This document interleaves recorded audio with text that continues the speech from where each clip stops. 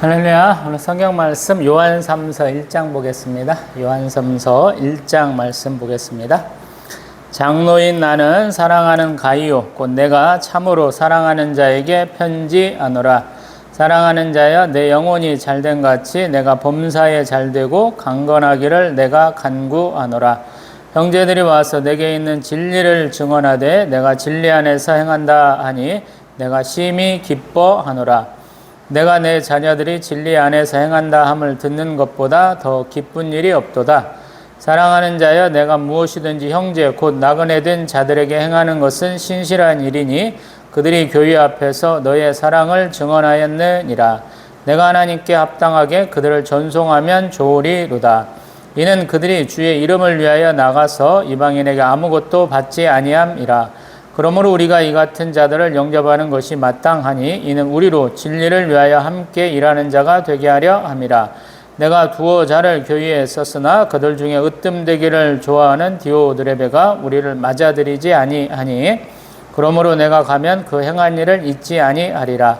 그가 악한 말로 우리를 비방하고도 오히려 부족하여 형제들을 맞아들이지도 아니하고 맞아들이고자 하는 자를 금하여 교회에서 내쫓는도다. 사랑하는 자여 악한 것을 본받지 말고 선한 것을 본받으라. 선을 행하는 자는 하나님께 속하고 악을 행하는 자는 하나님을 배웁지 못하였느니라. 데메드리오는 뭇사람에게도 진리에게서도 증거를 받았음에 우리도 증언하노니 너는 우리의 증언이 참된 줄을 아느니라. 내가 내게 쓸 것이 많으나 먹과 붓으로 쓰기를 원하지 아니하고 속히 보기를 바라노니 또한 우리가 대면하여 말하리라. 평강이 내게 있을지어다. 여러 친구가 내게 문안하느니라. 너는 친구들의 이름을 들어 문안하라. 아멘. 할렐루야. 개척 10년차 마지막 주일 11시 대예배입니다. 참 10년을 어떻게 왔는가 모르겠어요. 하나님 은혜로 제 나이 36. 제 나이 36에 성경 딱 한 번 읽어보고 난 교회 개척해야겠다라고 맘먹고 37에 대학교 편입해서 또 39에 신대원 입학해서 또 벌써 이렇게 왔네요. 참 세월 빠른 것 같다라는 것 같아요. 2015년에 개척한 것 같은데 벌써 25년 다 됐네. 네, 참 감사하다라는 생각밖에 안 드는 것 같아요. 사람의 노력이 아니고 예수 그리스도의 사랑으로 여기까지 왔다라는 생각이 많이 듭니다. 부끄럽게도 제가 예배를 잘 드리자, 우리 청야교회는 예배하는 교회가 되자, 전도하는 교회가 되자라고 개척을 했었는데 잘 못한 것 같아요. 죄송하게도. 또 청야라는 이름 가운데 우리 시편 23편에 나오는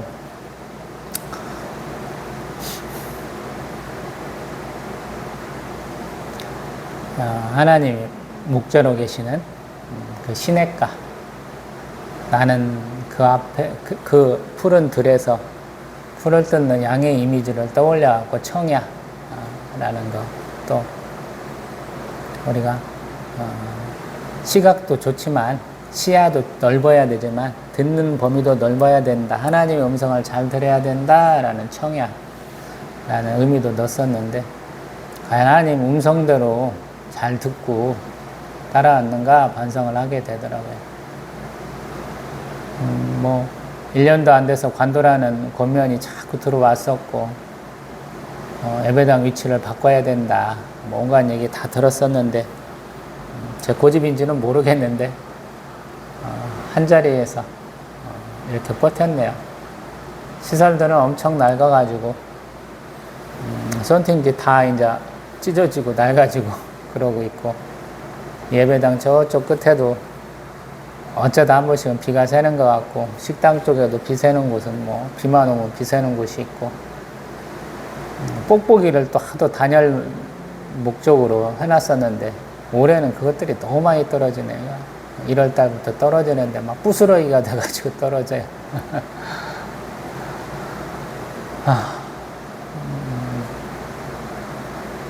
옛날 분들은 어떻게 그런 신앙생활을 했을까 싶어요. 제가 렉시오 디비나 영적 독서라는 성경을 읽고 하나님 앞에 기도하는 것들을 계속 얘기하고 있잖아요. 그분들은 우리 기독교 역사에서 수도회, 수도사 이렇게 불리는 분들이거든요. 개인적으로 예수 그리스도의 고난에 동참하겠다 그래서 예수님 공생애 때부터 이렇게 했었던 분들, 또 그런 분들이 또 혼자 해가지고는 조금 외롭고 발전이 없으니까 모여갖고 수도회가 돼서 이제 그 수도회가 우리 로마 교회 공교육으로 이렇게 공인을 받고 국가 종교로 공인한 다음에 우리 현재 천주교 같은 모습이 되었을 때 서로 이렇게 상부상조하는 관계가 됐거든요. 공적인 기관과 옆에서 보조하는 사적 모임으로서 이렇게 관계를 해와갖고 왔는데 그분들이 가장 강구했던 것 중에 제가 만들었던 건 청빈이었어요. 사실은 21세기 한국교회에 가장 필요한 게 뭡니까? 그러면 저는 청빈이라고 봤어요. 제가 설교 중에 가장 많이 비판하는 부분들이 항상 요거잖아요. 목회자든 교회든 성도든 이 돈 문제를 조금 잊어버려야 된다라는 얘기들을 간간히 강력하게 얘기하잖아요. 하나님은 그러한 청빈보다는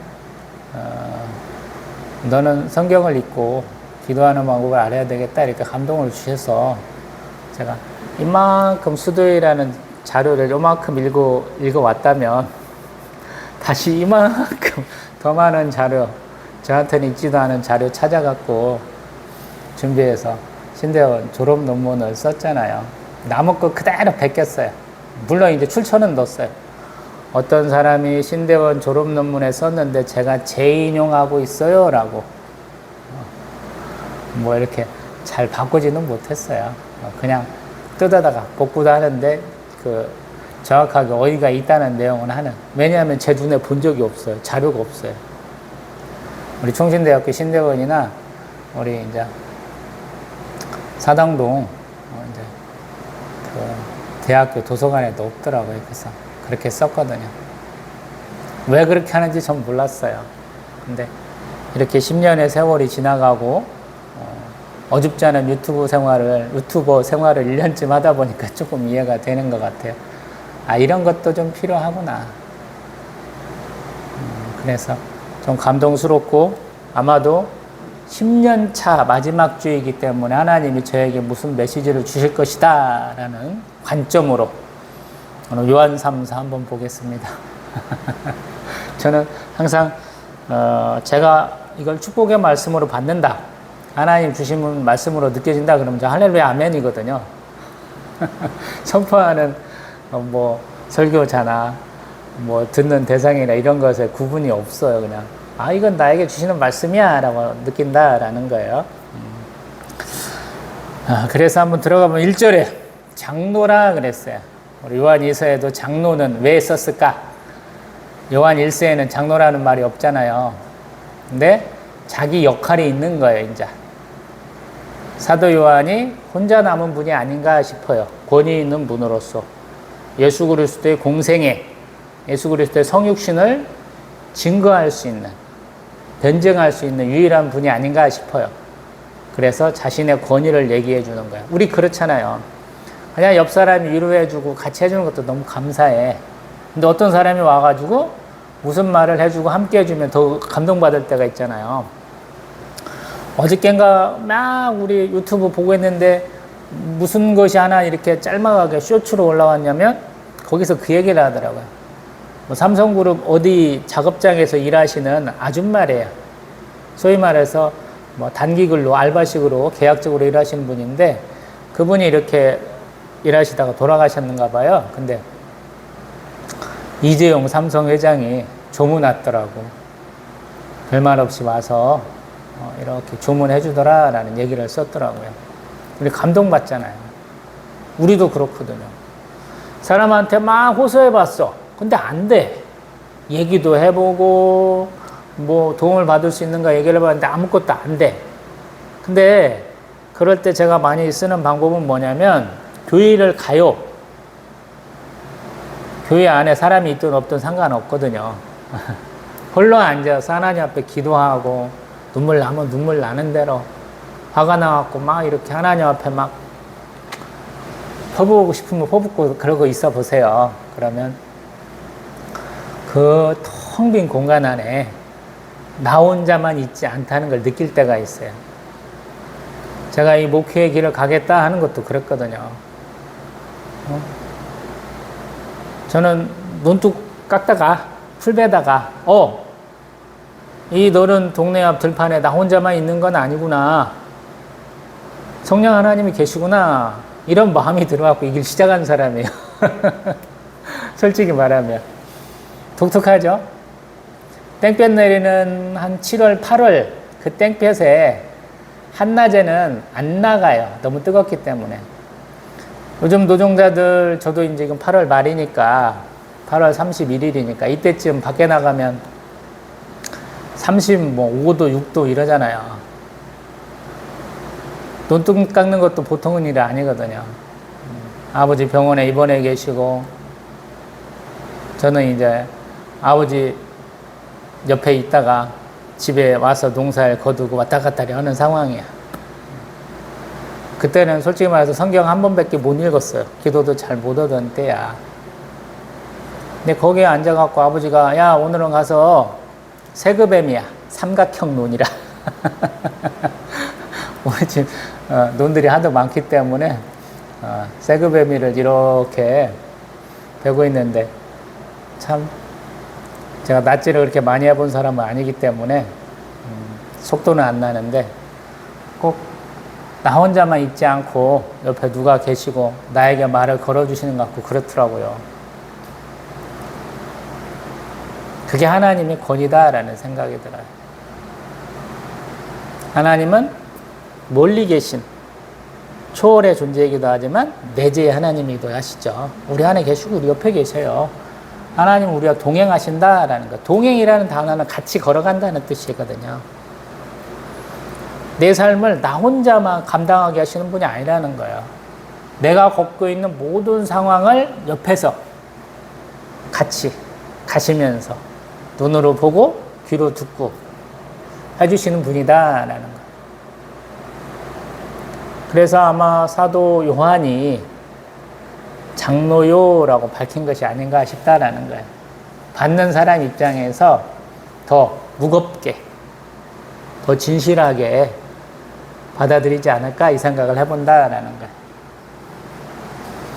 순전히 개인적인 생각입니다. 저는 은혜를 받겠다고 무슨 이유를 다 붙이든지 은혜를 받아요. 제 특징이잖아요. 감안하셔야 됩니다. 사랑하는 가이오.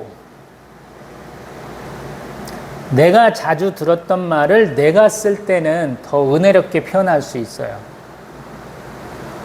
예수 그리스도의 사랑받는 제자 사도 요한이 사랑하는 가이오라는 말을 썼다는 것은 조금 더 감성적으로, 지적으로, 영적으로 더 표현이 되지 않을까 이런 생각이 한다라는 거예요. 저는 독특한 놈이죠. 문학적 감성이 뛰어나서 그래요. 제가 감수성이 굉장히 뛰어난 사람입니다. 사랑받은 사람이 사랑할 줄 안다 그래요. 저는. 그래서 저희 아들이 제가 보기에 이런 손이 돼야 되는데 이런 손에 못 미칠 때 항상 화도 내고 부끄럽기도 하고 그래요. 세상 살다 보면 똑같은 환경인데 어떤 사람은 달라요. 쌍둥이인데도 다릅니다. 제가 옛날에 이런 예화를 한번 들었었죠. 한 아버지에게 아들 둘이 있어요. 하나는 너무 활달해. 구김살이 없어요. 근데 하나는 맨날 근심 걱정하고 살아. 그래서 아들 둘에게 상반된 선물을 하기로 한 거예요. 한 아들한테는 구김살없고 너무 활발하고 너무 긍정적인 애한테는 똥만 가득한 마구간을 주고 헛간을 주고 항상 찌푸리고 다니고 걱정 근심 많은 놈한테는 나귀 한 마리를 줬다는 거야. 그들의 반응이 어땠냐라고 후기가 나오는데, 맨날 찌푸리고 맨날 걱정 근심 하는 놈은 투덜투덜하는 놈은 이 낙이 죽었고 어떻게 하라고 나보고, 내가 이놈 먹이고 마시게 하고 관리하고 귀찮아 죽겠는데 어떻게 하라고. 불평불만에 걱정 근심이 가득한 놈이고, 한 놈은 아빠가 낙이 줬으니까 아마 이 똥만 가득한 헛간 어디에 있을 거야, 내가 이 똥을 다 퍼가지고 반드시 찾아낼 거야, 그렇더라. 우리의 성격이 그래요. 로마서 12장 2절 말씀 제가 굉장히 인용 많이 하죠. 말씀의 변화를 받아. 제가 항상 우화라고 표현을 하죠. 성경으로 말하면 접붙임 거고 받은 거예요. 알을 받는데 알에서 애벌레가 되고 애벌레에서 번데기가 되고 번데기에서 성충이 되는데 관련이 없어. 그거를 도저히 유출을 못할 만큼 변화를 받는 거예요. 접붙이는데 참포도나무한테 접붙임 받았다고 우리가 참포도나무가 된대. 원해나 가실 꽃가꾸기 해보신 분들은 전혀 안 되는 말인 줄 알고 계시죠? 뿌리가 튼튼한 아주 쓸모없는 거에다가 과실 열매 중요한 거를 꺾어주는 거잖아요. 접붙이는 거잖아요. 예전 같으면 탱자나무에다가 귤을 이렇게 삽목을 하는 거잖아요. 끼워가지고. 박에다가 수박을 이렇게 접붙이는 거잖아요. 우리 성경에서는 우리들은 하나님께 접붙임 바가 되는 거예요. 그럼 완벽하게 바뀌어야 돼. 요한 1, 2, 3, 4 키워드가 뭡니까? 사랑이에요, 사랑. 사랑은 제가 항상 선택의 기준으로 얘기하죠. 말라기서를 기준으로. 사랑 맨날 얘기하다 보면 결국에는 선택이라고 얘기하거든요, 사람들이. 네가 날 사랑해? 그럼 못해. 이렇게 되거든요. 선택해야 되거든요. 성경도 그렇게 얘기하잖아요. 사람들 불평불만하면서 아우 저 사랑하신다면서요? 어떻게 사랑해 주신 거예요? 따졌다는 거야. 하나님 하는 말 말라기잖아요. 이스라엘 쫄딱 망할 때야. 남북 이스라엘. 야곱은 사랑하고 에서는 버렸다라고 그러죠. 우리도 그런 사랑인 거죠. 그리고 아는 거잖아요. 다 같이 예수 그리스도께서 뽑으신 사도들이고 제자들인데 자기는 어떤 고난과 환난을 시험을 당했는지 모르겠지만 아직까지 살아남았잖아요.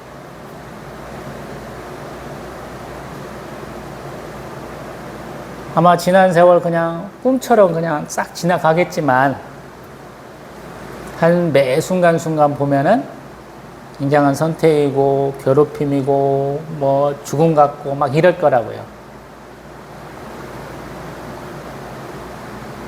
그래서 예수의 품에 안겨서 식사하던 때 그를 굉장히 아꼈던 예수 그리스도의 그 3년 반의 세월이 그가 살았던 한 6, 70년들을 꽉 붙잡아 주었을 거라고요.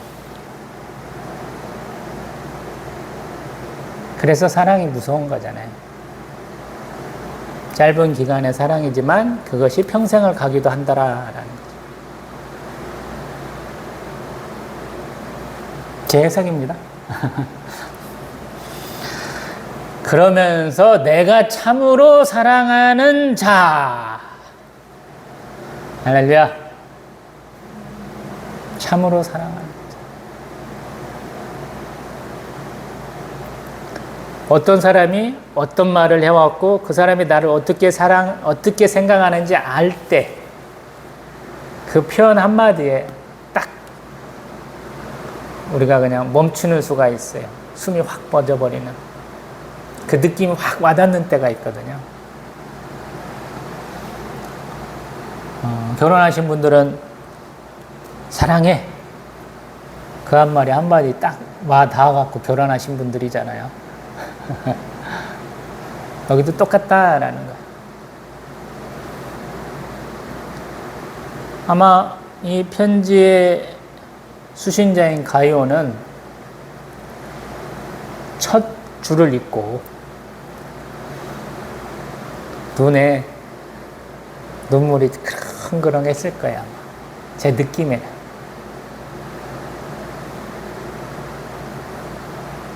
사도 요한이 밤모섬에 갇혔는지 안 갇혔는지는 모르겠어요.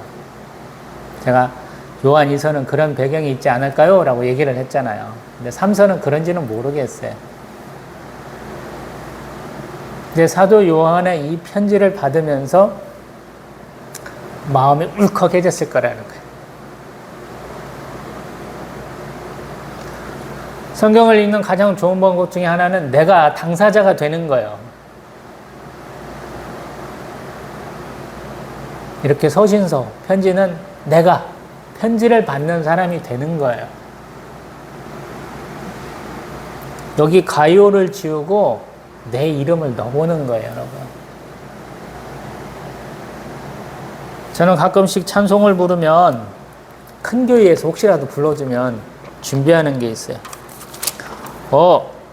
당신들이 혹시 나를 불러주면 이런 찬양을 해보고 싶어. 우리 그냥 여러 개의 찬양 중에서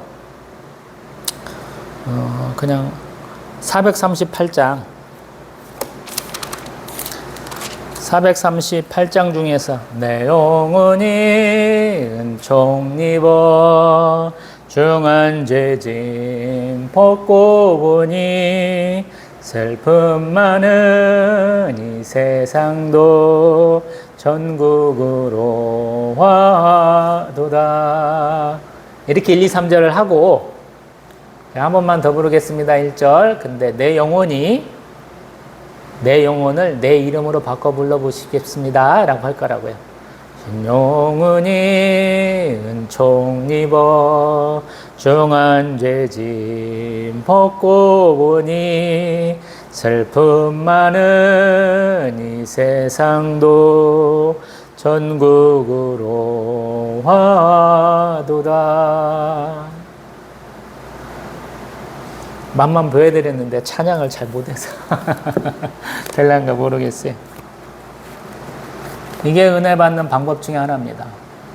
아무도 가르쳐주지 않았지만 성령의 감동으로 제가 그렇게 읽습니다. 그렇게 찬양을 합니다. 저 혼자 예배 드리면 이렇게도 불러요, 저는.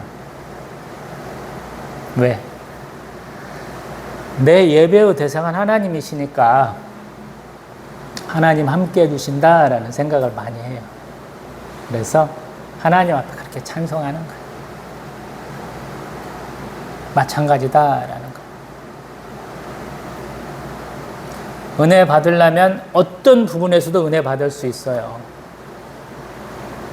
가요에게 주는 축복의 말씀이 아니다라는 거예요. 나에게 주시는 축복의 말씀이에요.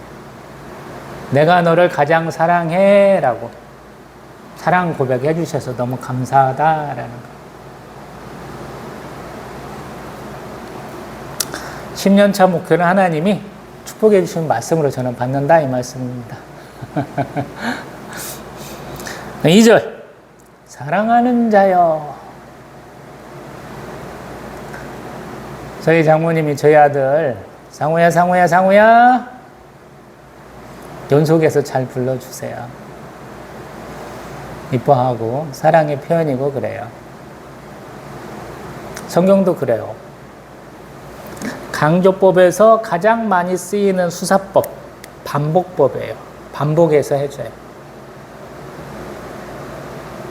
사랑해도 한 번만 사랑해 그러면 그런갑다 그런데 사랑해 사랑해 사랑해 키울 수도 있고 사랑해 사랑해 사랑해 같은 톤으로 돌리듯이 할 수도 있고 아니면 사랑해 사랑해 사랑해 물어볼 수도 있고 깐족거리면서 근데 사도 요한은 사랑하는 자여 내가 참으로 사랑하는 자 사랑하는 자여 라고 부른다라는 거. 아마 우리는 습이 차오른다는 이런 표현을 쓰던데 눈물이 이렇게 따다가 아마 울컥했을 거예요. 그래서 그냥 통곡으로 바뀌었을 수도 있어요. 기도의 응답은 눈물과 한숨이다 이런 표현들 많이 들어보셨잖아요. 때로는 이렇게 우리가 울컥할 때가 있잖아요. 막 울어버릴 때. 그러면서 축복의 말씀을 세 가지를 해주시고 우리 조영규 목사님이 삼중 축복이다 라고 써먹었잖아요.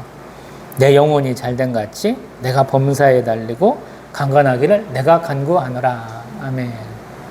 이게 너무 은혜로웠나 봐요. 조영규 목사님도 조금 감성적인 데가 있으시잖아요. 그러니까 본인이 이런 말씀을 드리기는 죄송합니다만 영적으로는 뛰어나신데 신학적으로는 조금 자신이 제대로 교육 못 받았다 이런 한이 좀 있으신 분이잖아요. 그렇기 때문에 이런 말씀에 그냥 은혜를 엄청나게 받아버리신 것 같아요. 그래서 이 말씀 많이 강조하잖아요. 근데 신학적으로는 더 좋은 말씀이 있어요, 여러분. 구약의 축도와 신약의 축도가 있어요. 구약의 축도는 민수기 6장. 민수기 6장 한번 가봅니다.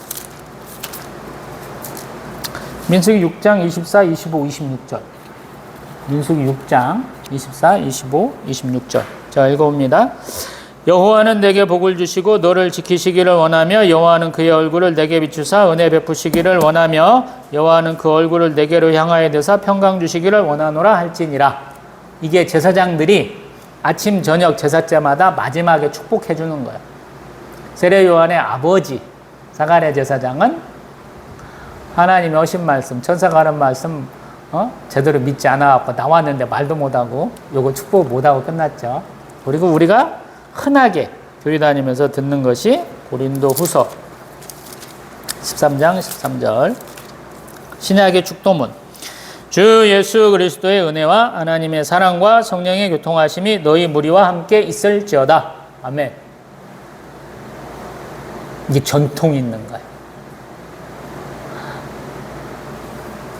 저는 좀 자신만의 것을 추구하는 것 같으면서도 남들이 많이 했던 거 얘기하기도 하죠. 그래서 자신이 나도 오늘 은혜 받을 거예요. 맘먹으면 저처럼 사랑에 필이 꽂힐 수도 있고 유명한 교회 유명한 목사가 하는 말이니까 이게 너무 마음에 들어. 영혼이 잘 되고 범사에 잘 되고 강건하기를 원하노라. 근데 내가 그걸 위해서 하나님께 간구해 줄게. 이 말씀에 은혜 받으면 그런 것이고 제가 한 것처럼 민수기 6장 고린도 13장 13절 축도문에 감동받으면 그대로 가면 되는 것이죠. 하나님의 축복은 이렇게 세세하게 나눌 수도 있지만 전체로 오기도 한다. 이 말씀을 드리려고 제가 좀 비판적인 어조로 말씀드리겠습니다 라고 그런 것이거든요. 내가 하나님 앞에 급해서 하나님 이것 좀 있으면 좋겠어요 라고 기도했을 때 하나님의 응답이 임하는 경우가 있죠. 저 같은 경우 가장 간단한 게 뭐였냐면 물티슈. 익산에서 사역하는데 아침에 제가 불이 나게 신발을 신고 가는데 일주일에 한 번 구두 신는 날이에요. 저희 집 이제 마당이 흙길이고 이제 차 타러 갈 때까지 흙이 묻잖아요. 그래서 좀 닦아야 되는데 그날 물티슈가 딱 떨어지더라고요. 한 장만 더 있으면 좋겠어. 근데 3장인가 있었는데 2장 쓰고 한 장이 좀 부족하더라고요. 그래서 하나님 물티슈가 떨어졌어요. 그랬어요. 그리고 그날 청년들, 제가 유치부하고 청년부를 많이 맡았어요. 말이 안 통하는 애들, 어려서 말이 안 통하고 머리가 굳어서 말 안 통하는 애들 양쪽을 많이 해봤습니다. 청년부 부인 끝에 우리 그러면 전도 가자 그러는 거예요. 교회 옆에 익산 중앙공원이 있어요. 마침 그때 축제도 하고 그러는데 이 교회가 예전에 예배당으로 썼던 그 교회, 그 예배당을 교회로 다시 예배당을 사서 온 교회에서 거기도 청년부인가가 전도 나왔더라고요. 우리가 마지막에 그 옆에를 지나가는데 물티슈 좀 받아가세요 그러다 저 교회 다녀요 그러는데 하나 주시더라고요. 아침에 기도하고 나왔는데 오후에 받았다 이 말씀이에요. 한 9시간 만에 응답받았어요. 놀라우신 하나님. 제가 이제 꽃장사 하다가 노방전도 이렇게 해주셔서 교회 다니기 시작했을 때, 제가 도매집 가면, 꽃 도매집 가면 꽃들이 이렇게 계절보다 조금 빨리 피어서 나오거든요. 온실에서 키워서 나오니까. 제가 조그마하게, 저도 비닐하우스 아버지가 쳤던 걸 뺏어갖고 2동을 썼거든요. 높이는, 이 천장보다, 저희 이 예배당 천장보다 비슷하거나 조금 낮거나 그렇고, 넓이는 이제 훨씬 더 큰 그런 상황인데, 제가 하나님 앞에 그렇게 불평도 해봤어요. 하나님, 저기는 꽃이 폈어요. 제 거는 안 폈다는 얘기야. 근데 하루 정도 지나면 제 것도 꽃이 피기 시작해요. 그때는 왜 이렇게 담대했는지 모르겠어요. 몰라서 깝쳤던 것 같아요. 참 놀라우신 하나님이시죠. 기도하면 됩니다. 근데 믿어야 돼. 제가 그래서 그 당시 노총각이었기 때문에 35세 기독교 입문해서 43세 결혼할 때까지 전국 8도, 제주도 빼고는 다 가본 것 같은데, 제주도와 강원도 빼고는 전국 8도 다 가본 것 같은데, 가면 항상 물어요. 믿는 사람들 많이 소개해 주니까. 당신의 에덴 동산은 어디입니까? 제가 항상 물어요. 에덴 동산은 지금은 제가 수고하고 섬기는 곳으로, 섬김과 순종의 장소로 얘기하지만, 예전 같으면 하나님의 음성을 듣는 곳으로 얘기를 해요. 아담아 어디 있느냐? 라고 하나님 묻잖아요. 자주 찾아와서 보시고 그에게 할 일을 주시는 곳이죠. 하나님을 만나고 음성을 들을 수 있는 곳이라는 의미로 에덴 동산이라고 많이 썼거든요. 당신은 어디입니까? 라고 물어보면 많은 분들이 대답을 못 하시더라고요. 선교사님도 계시고, 목사가 곧 되실 분도 계시고, 현역 전도사님도 계시고, 그냥 성도분도 계시고, 신대원상도 계시고, 다양한 분들한테 물어봤는데 대답은 선뜻 못 하시더라고요. 저는 항상 얘기해요. 저는 집 앞에 있는 하우스입니다. 왜? 맨날 꽃 갖고 하나님과 대화하니까. 저희 사모 만나러 갈 때도 천사나팔. 천사나팔이 그때 참 많이 피던 때 저희 사모를 만나고 인천 왔다리 갔다리 하고 그런 때거든요. 그래서 그걸 가지고 한번 청년들한테 설교한 적도 있어요. 어디 PPT 아직도 남아있어요. 저희 자료 가운데. 시간이 많이 가고 있습니다. 3절 봅니다. 형제들이 와서 내게 있는 진리를 증언하되 내가 진리 안에서 행한다니 내가 심히 기쁘다. 아멘. 네 얘기를 다른 사람한테 들었는데 그 사람들이 너를 다 칭찬하더라. 그래서 내가 너무 기뻐. 또 4절. 내가 내 자녀들이 진리 안에서 행한다함을 듣는 것보다 더 기쁜 일은 없다. 아멘. 이게 부모의 마음이. 사랑을 값없이 베푸는 사람이 느끼는 거예요. 얼마나 기쁜지 몰라요. 그래서 제가 항상 받을 길이 없는 사람, 되돌려 받을 길이 없는 사람을 위해서 기도하고 베풀어라 이런 얘기를 많이 하잖아요. 선한 영향력을 그렇게 끼치라 라고 그러잖아요.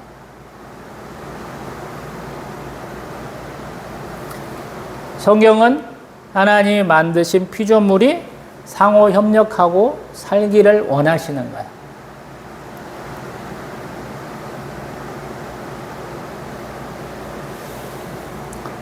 섭리 안에는 하나님이 자기들이 서로 합동해서 서로 아끼고 나누고 그런 과정들이 다 들어가고 있거든요.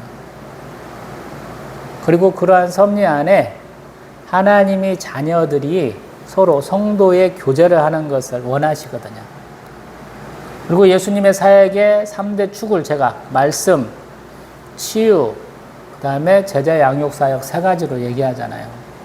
제자들은 어떻게 해야 되느냐라는 거예요. 하나님이 어떤 분이시고 하나님 나라는 어떤 것이고 거기에 들어가고 싶은 사람은 어떻게 행동을 해야 되고 지상에서 우리의 삶을 어떻게 해야 되는지 예수님은 다 보여주시고 말씀하셨다라는 거예요. 그리고 사도 요한은 그것의 핵심을 항상 사랑이다라는 거예요.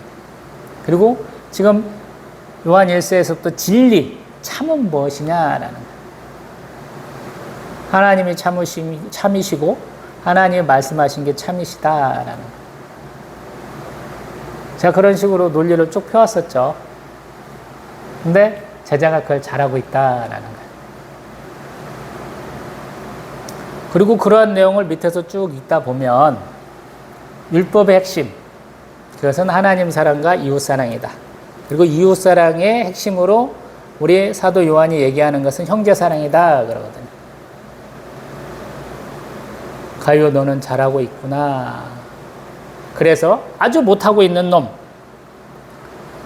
디오드레베라는 놈은 잘 못하는 것 같고 데메드리오라는 사람은 잘하고 있구나라고 예시를 들어주고 있잖아요.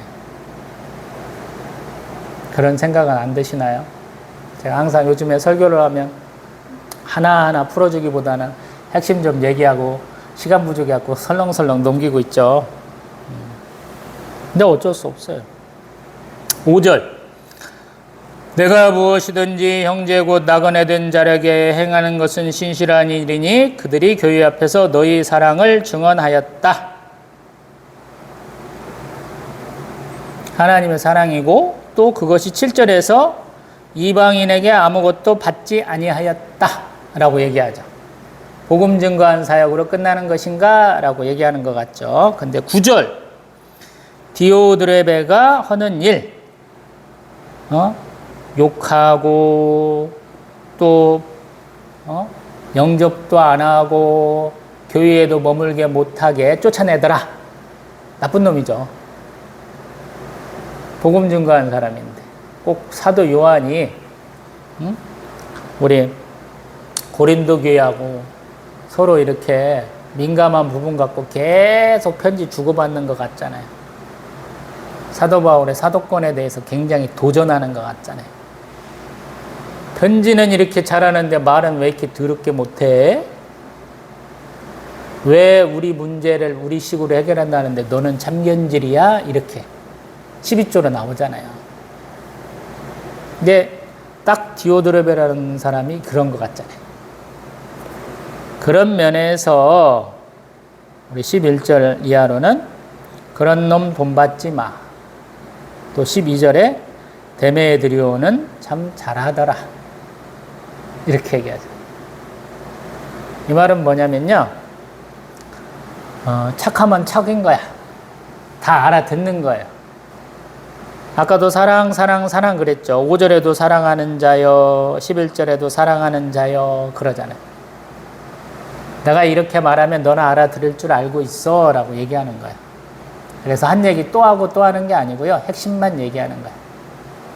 그래서 여전히 우리 사도 요한이 편지글을 길게 보낼 수 없는 상황인갑다 라고 유추하게 돼요. 왜? 어떤 권위자가 하는 행동이 나한테 내가 기쁘거나 즐거운 일이 아니에요. 나를 혼내칠 것 같아. 나한테 와서 나를 만인 앞에서 창피를 줄 것 같아요. 그럼 말 못 하잖아요. 근데 사도 요한이 못 오고 있기 때문에 이런 것 같아요. 설마 당신이 오겠소? 나이가 들어서 못 오시거나 당신의 올 상황이 아닌 것 같은데 내 주변에 있는 내 패거리들을 충분히 동원하면 그런 것들은 이겨낼 수 있어. 이런 자신감이 있을 때 이런 나쁜 짓들을 하는 거거든요. 야, 니들이 들어봤어? 니들은 얼마나 잘났는데 이렇게 따질 수 있는 상황이라는 거예요. 쉽게 말하면 디오드레베라는 사람이 하는 행동은. 근데 그러한 상황에 대해서 사도 요한은 가이오라는 사람에게 얘기를 해주는 거야. 참 후한무치한 놈이 있더만. 너는 잘한다니까 괜찮다. 또 옆에 잘한다는 사람 또 있더라. 라는 거야. 이 목회를 하면서 항상 부끄러운 게 뭐냐면 저도 개척교회라 어렵고 힘들잖아요. 심적으로 절로 힘들어요. 근데 저보다 더 어려운 환경 가운데서 열심히 내는 분들을 어쩌다 한번 건너서 듣게 되면 부끄러워지잖아요. 나보다 더 힘든데 저분은 더 잘하고 있네.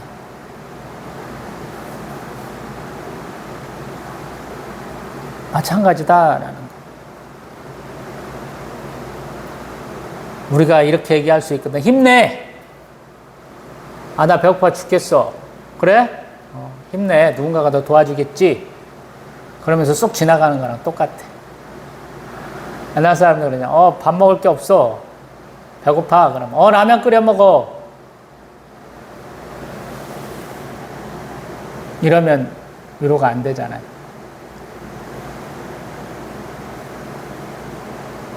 근데 사도 요한은 분명히 가룟이라는 사람을 굉장히 잘 알고 있고 아끼고 사랑한다 그러면서 네가 처한 상황 가운데서 어떤 사람은 이러한 반응을 보였고 어떤 사람은 이런 반응을 보였으니 너는 내가 기뻐할 만한 일을 했던 사람이기 때문에 반드시 이렇게 한다고 나는 믿어. 이렇게 얘기한다. 제가 10년 차 성도 하나도 없이 월세 100만 원씩 꼬박꼬박 감당하면서 버티는 이유 중에 하나가 그래요. 사실 오늘 저희가 이제 예배당하고 식당하고 따로따로 전기세가 나와요. 전기요금이. 그래서 이렇게 내다 보니까 제가 지난주 걱정한 게 뭐냐면 11년 차 첫 달에 월세 낼 돈이 없다라는 거예요. 부족하더라라는 거예요. 100만 원을 내야 되는데 100만 원이 부족할 것 같더라고요. 그래서 제가 감사원금을 좀 더 해야 되나 이 고민을 굉장히 많이 했어요. 근데 참 놀라우신 하나님이에요. 제 계산이 틀렸더라고요. 그냥 제가 내던 그대로 11조 내고 이렇게 예배 때마다 1,000원씩 내고 주정원금 내면 100만 원 채워지더라고요.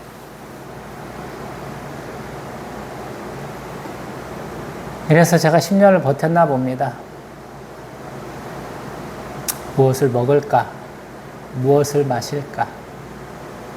무엇을 입을까 걱정하지 말고 그의 나라와 그의 의를 간구하라 하신 예수 그리스도의 그 말씀 붙들고 살아서 저희 사모 만나서 결혼하고 전도사 생활 시작하면서 제가 새벽 예배 7시 예배를 담당하게 되면서 가장 감명 깊었고 그 이후로 10년 넘게 제 기도에서 빠지지 않는 내용이어서 하나님이 챙겨주시는 것 같다.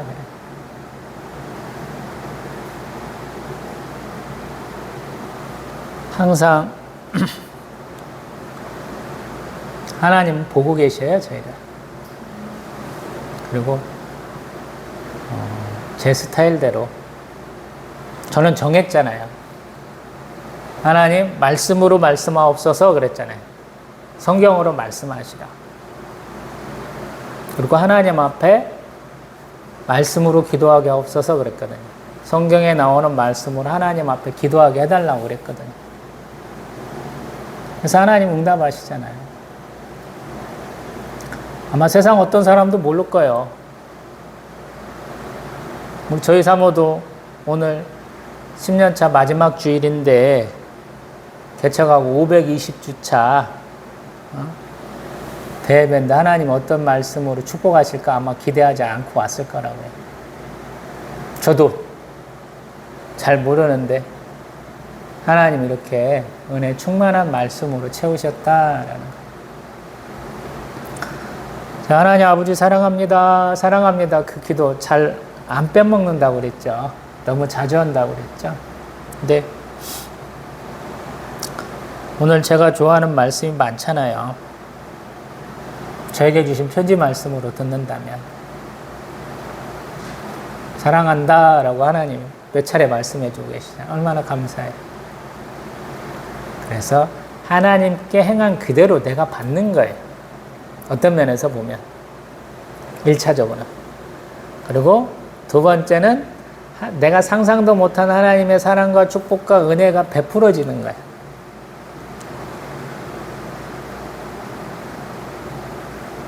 그래서 첫 번째 걸 잘하면 돼. 믿고 사랑하면 돼, 하나님. 그리고 내가 좀 열린 사람이어야 돼. 방향을 확실하게 잡아요.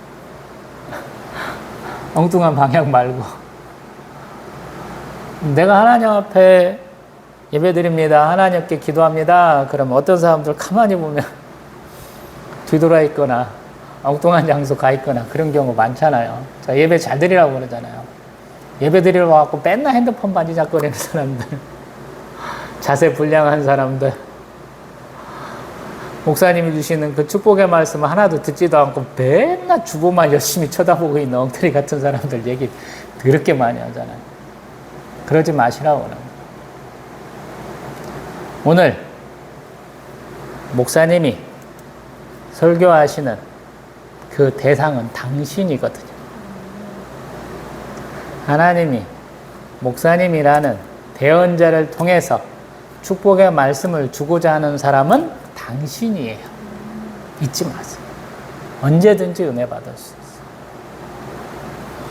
있어요. 13절 마지막 인사 말씀은 12절 요한 2서 12, 13절과 비슷하죠. 요한 2서 12절에는 종이와 먹 편집글, 우리 요한 3서 13절에서는 먹과 붓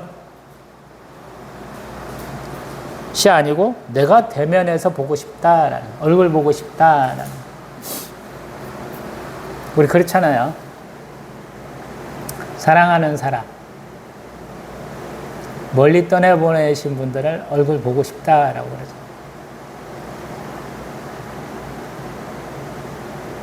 여기도 마찬가지예요. 사랑하기 때문에 얼굴 보고 싶은 거예요.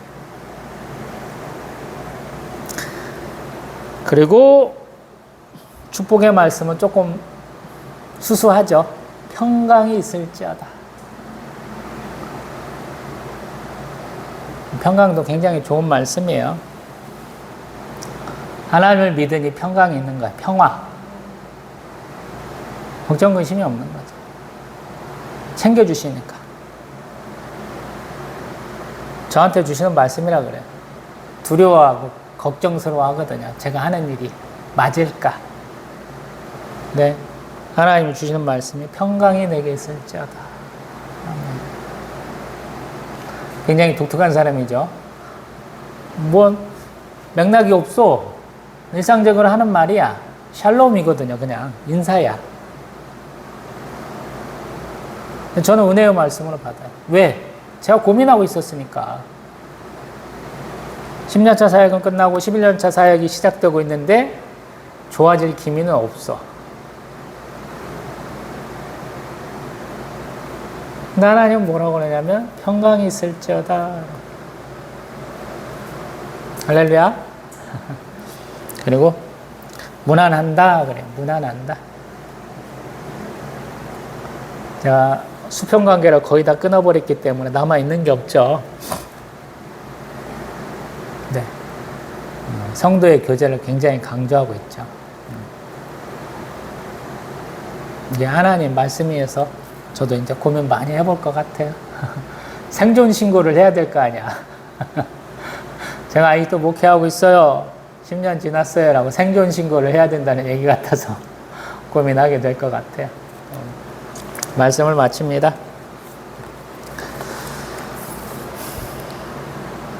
말씀은 어려워요. 그 말씀을 나에게 또 맞게 적용하기는 더 어려워요. 제 성경이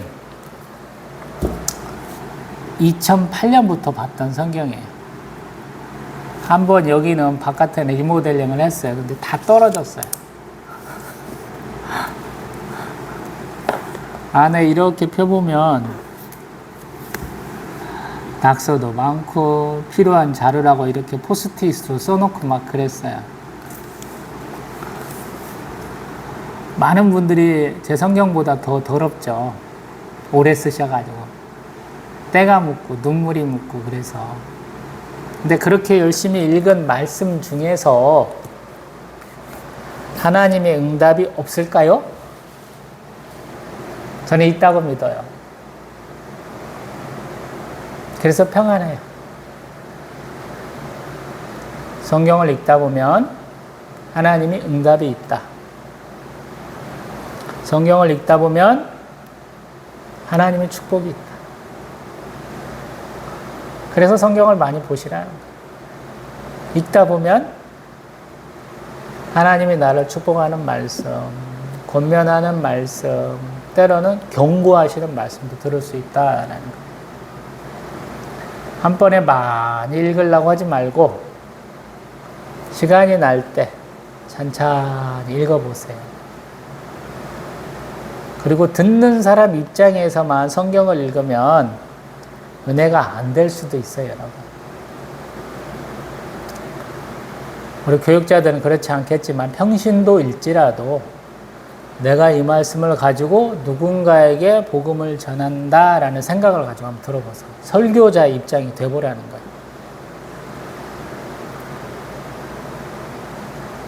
제가 과외도 조금 했잖아요. 한일장신대 다니면서 수업도 가르쳤다고 그랬죠. 폭풍의 언덕. 중간고사부터 우리 기말고사까지 저도 똑같은 학생이야. 조교도 아니야. 제가 수업을 가르치고 시험 문제는 교수님이 주셔갖고 그것도 저도 시험 보면서 그것까지 해야 되는 경험을 했다고 그랬잖아요. 조교 경험을 했다고 그랬잖아요. 내가 책 한 권 읽는 건 어렵지 않아. 폭풍의 언덕이 어렵지 않더라고요. 영어 원서 읽는 게 어렵지 않더라는 거예요. 문학 작품을. 근데 내가 그거를 중학교부터 대학교 수준쯤 되는 애들한테 가르치려니까 너무 힘들어요. 한 3배 이상은 공부해야 되겠더라고. 4학년 2학기 때 전력으로 준비해갖고 신대원 한 방에 들어가자. 그리고 또 하나의 목표. 4.5점 만점에 4.5점으로 한번 만점으로 한번 마지막 학기 장식해보자 그랬다고 제가 그랬잖아요. 다 이루긴 했어요. 다 됐어요. 그렇게. 근데 폭풍의 언덕 강의를 하려면 너무 힘든 거야. 내 하루가 그냥 날아가. 금요일날 하루가. 가르치려고 준비하고 가르치고 나면 힘이 쫙 빠져가지고. 근데 하나님 놀라우신 하나님이시더라고요. 4.4인가 4.3인가 그 경쟁률을 뚫고 제가 직방으로 신대원 들어갔고 신대원 시험 보고 그 다음날 면접 보고 내려와서 시험을 5개를 봤어요. 기말고사 기간에 신대원 시험이 있어가지고 교수님한테 말씀드려갖고 하루인가 쉬고 5개를 하루에 다 봤어요. 연속으로. 그러고 4.5점 만점에 4.5점 만점으로 제가 4학년 2학기를 마쳤습니다. 자랑하려는 게 아니고요. 하나님이 무슨 일을 시키시면 하나님이 능력도 주신다라는 거예요. 하나님이 사명과 소명을 주실 때는 너는 무엇이니 무엇을 해라 라고 말씀하시는 거예요. 무엇이다라고 얘기해 줄 때 하나님의 능력이 있다라는 거예요. 의심하지 말라는. 의심하고 또 의심하고 주저하고 이런 게 좋은 게 아니라는 거야. 해보면 되잖아. 제 주제에 능력도 없고 자격도 없고 자질도 부족한 제가 교회 10년을 했습니다. 제 고향 땅에 있는 것도 아니고 이 10년 동안 성도 몇 명 드나들지도 않았는데 10년을 채웠잖아요. 하나님 해주셔서 그런 거예요. 하나님 해줄 것이라고 믿었고. 여러분도 아마 소망하는 게 있으면 열심히 기도하고 한번 해보세요. 하나님 이뤄주실 것입니다. 요한 1, 2, 3서 맨 앞에는 요한복음까지 했죠. 다음에는 요한계시록은 제가 성경 66권 설교할 때 마지막에서 두 번째, 맨 마지막은 시편이라고 그랬죠. 고린도 후서, 이제 바울 서신의 고린도 후서로 넘어가서 이제 바울 서신 더 다뤄보겠습니다. 다음에 또 뵙겠습니다.